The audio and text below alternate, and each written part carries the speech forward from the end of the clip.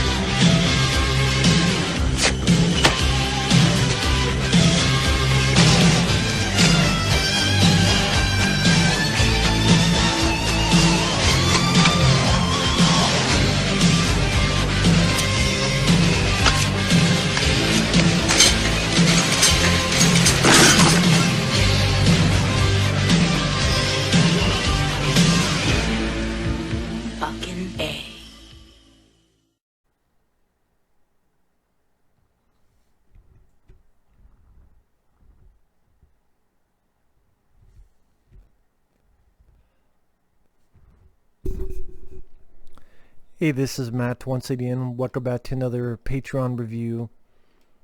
And this is of the film The Detonator with Wesley Snipes. This is for Jack Thompson.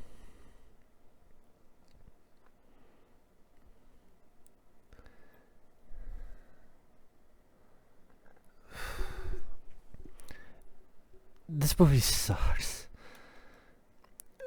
And you know it sucks because it's from the director of a Steven Seagal film, direct-to-video. A film called Outer Reach. Now for those who don't remember when I did my Steven Seagal marathon, Outer Reach was the movie where Steven Seagal was a pen pal friend of a little girl. Which that in itself was fucking weird. Po Chih Leong was the name of that.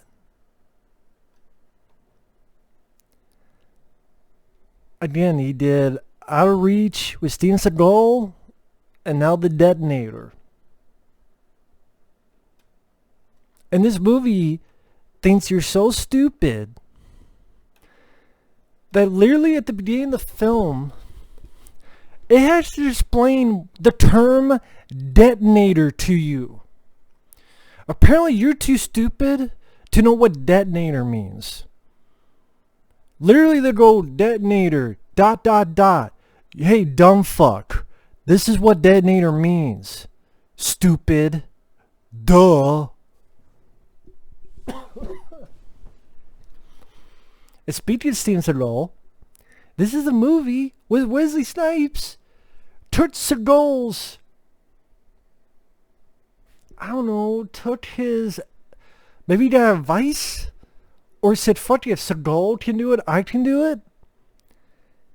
You have narration in this movie that's not Wesley Snipes' voice. Does this sound like Wesley Snipes to you? I was in the killing game, and I traveled alone. Always alone. I didn't fucking think so. So yeah, there's many times where Wesley Snipes' narration is not Wesley's voice. And even during the movie, there are times where he talks and it's not his voice. I'm like, that, come on, Wesley. I'm going to ask you again. What's going on, or you're on your own? How could that be trying to kill me? Trying to kidnap you. Kidnap me, kill me, what difference does it make? There's a big difference. Someone set us up. Do you understand that? Yes, I do. Look, Kaminsky, I need your help. You give me something and you stay alive. What the hell are you doing, man? Narration that's not your voice, and then sometimes just you talk is not your voice, and then the rest of the movie he's just bland and bored. It's like, great. I used to be working with Stallone and Demolition Man.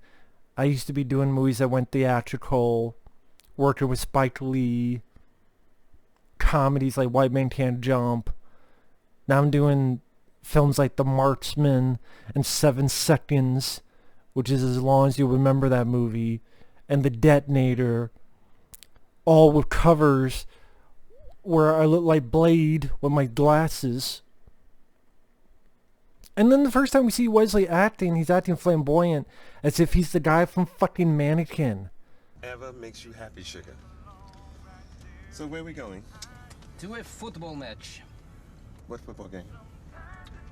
What football game? That football game. I got this. I'm like, what? Are you trying to be Hollywood? Two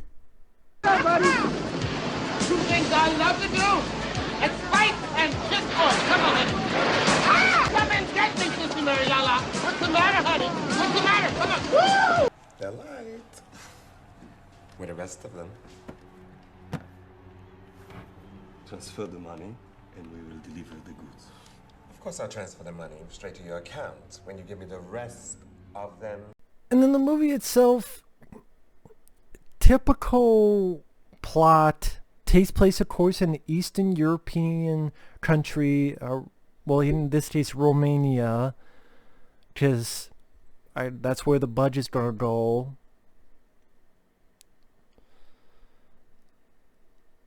And Wesley Snipes is undercover CIA. This is a plot out of a Steven Seagal movie with the CIA, the FBI, the FCA, the KFC. They literally took a Steven Seagal script and, okay, we don't have Wesley Snipes in it. And then Wesley said, hey, I've seen Seagal's films.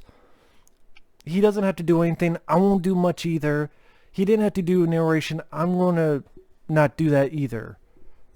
Literally, Wesley Snipes must have seen Out of Reach with Steven Seagal and said, you directed that? That's the way I want to do it.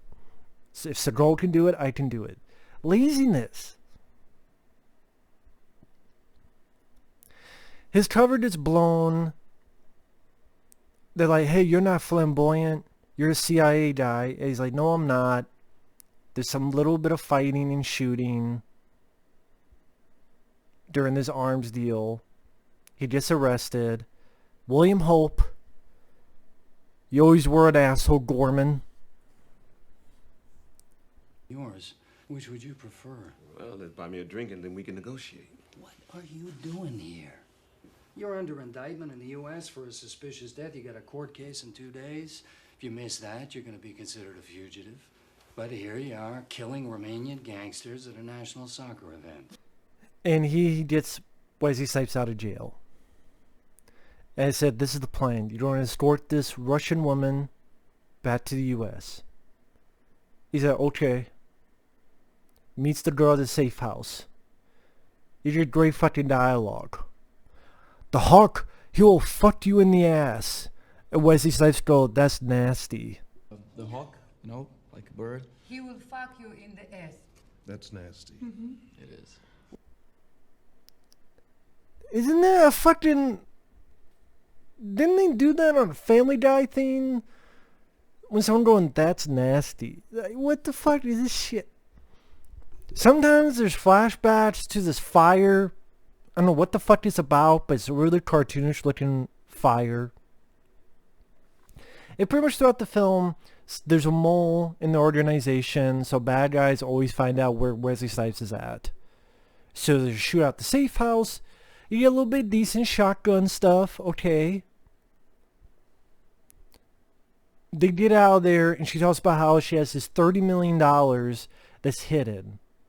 The bad guys want that money because they don't use that money to buy a nuclear bomb. And you get more dialogue between the two. You join me in the bathroom, I won't piss on you. Oh, I think you pissed on enough people for one day. Great. Piss on this. Or this. And if you're watching the film, you could already fucking guess that William Hope is the fucking mole and traitor. He's Gorman. You always were an asshole, Gorman. Of course it's Gorman. But it was obvious as Michael Biehn being a bad guy in the act Art of War. Speaking of aliens. Surprised there was another one with Paul Reiser.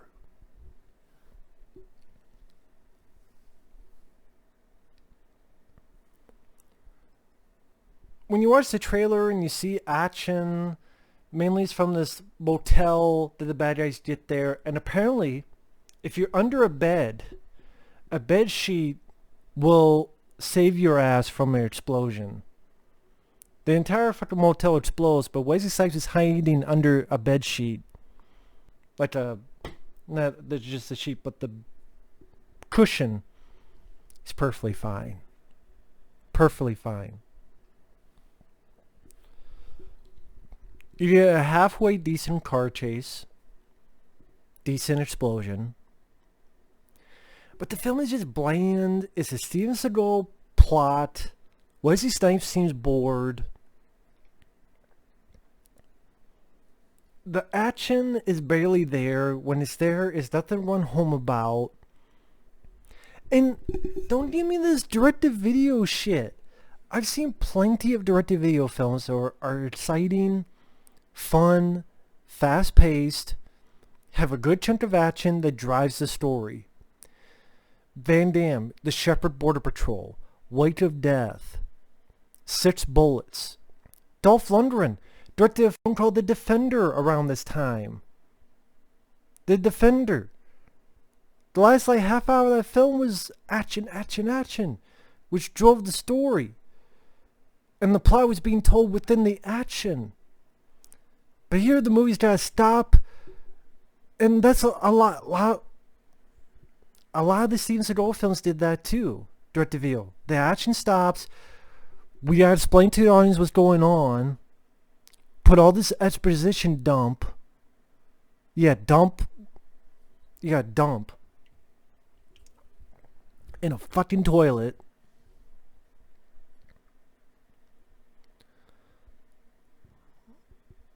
So we can move our story. The finale takes place at a soccer game, because for some reason the soccer game has something to do with this. Stupid lines of dialogue like when you make a deal with the devil, don't be surprised if you get shit on your heels. Can I shit on you? On your face? Wesley Snipes comes in, he turns off the lights, the bad guys are shooting each other. Not much of fights. Really pathetic, to be perfectly honest. I mean, this is Wesley Snipes in his prime, and you can't even give him any good fight choreography. Or was Wesley Snipes just being lazy? Maybe he was smoking weed, like he did with Blade Trinity. Just fucking go to his trailer, smoke some weed. He probably regrets that now. I bet Wesley Snipes would love to go back and fix this stuff. But I guess it's like, hey, I'm getting paid to be the lead of a movie, to be an action hero. Hey, I don't have to do much. Cool. Get to be on cars. The green screen on the cars look faker than what you would see on a sitcom.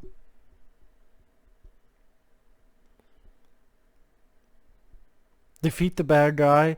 Of course, William Hope is the traitor. He should have just gone, I am the spy. Fucking Gorman. Oh. So Wesley Snipes shoots Gorman.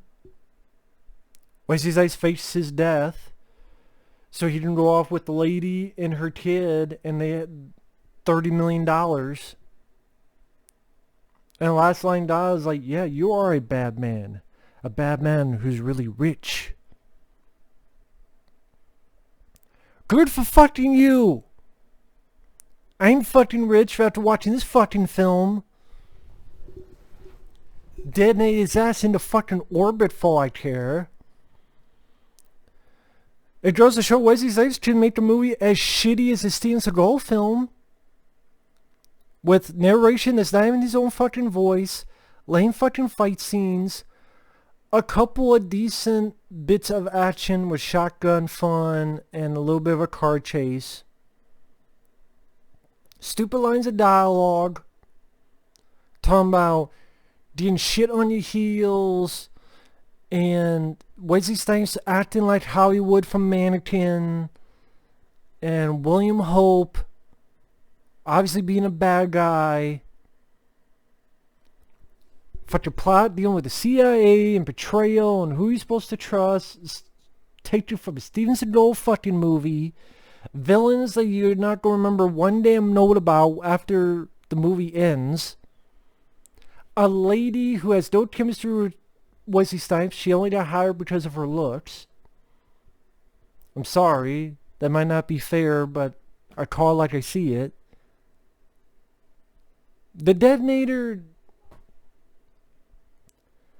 There's no reason... I guess if you're Wesley Snipes completist, you'll see the film. It was on YouTube for free. That's how little the company gives a shit. It was on YouTube for free. But you're just going to get a lazy, nothing Wesley Snipes movie. From the director of fucking Outer Reach, where Steven Seagal pen palled a little girl. Another piece of shit that I ranted on when I did my Steven Seagal marathon where I reviewed all of his fucking movies. So the Detonator... I don't know what else to say. Detonate his ass in the fucking orbit. Put a fucking dynamite up his ass and light the fuse. Put some pincushion up his ass. Electronic dildo up his ass. Whatever the fuck. Just detonate it all. All over our fucking faces. With Wesley Snipes, the cover, this, take your fucking sunglasses off. You ain't fucking Blade in this movie. Bland. More like it. Thanks for watching. Take care. And we'll see you guys later. Bye-bye.